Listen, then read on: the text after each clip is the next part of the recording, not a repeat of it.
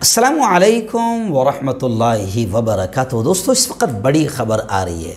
मलऊन खबीस मरदूद वसीम रिजवी, खैर अच्छा है कि अब ये वसीम नहीं है, ये फ़िलहाल जितेंद्र त्यागी है उर्फ़ वसीम रिजवी। अल्लाह ने जिसे ईमान की दौलत से नवाजा था, अब वो जिसे हिदायत देता है, वो जिससे चाहता है ईमान छीन लेता है।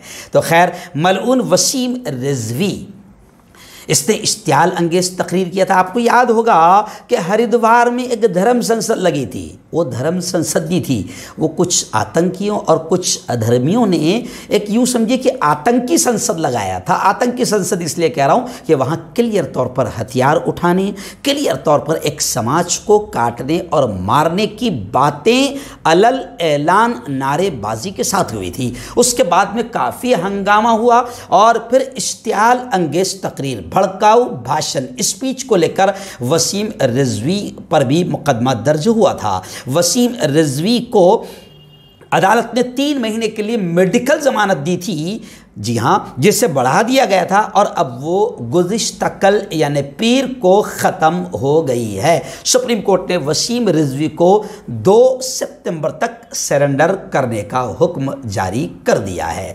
बस इस खबर को दिखाने का मेरा एक मकसद है कि ये वसीम रिजवी है जो किसी यूँ समझिए कि ऐसी गोद में जाकर बैठा है जो लगातार इस्लाम, प्यारे आका मोहम्मद मुस्तफ़ा सल्लल्लाहु अलैहि वसल्लम और कुरान के ताल्लुक़ से अब शब्द कहते रहते हैं और मुल्क के माहौल को ये शैतान ख़राब करते रहते हैं। इन्हें बहुत जल्द सरेंडर ही नहीं, अगर ये नज़र ना आए तो इन्हें टांगा डोली करके पकड़कर जेल के सलाखों में ठूंसा जाए और प्यारे मुल्क के अमन और शांति के माहौल को बरकरार रखा जाए।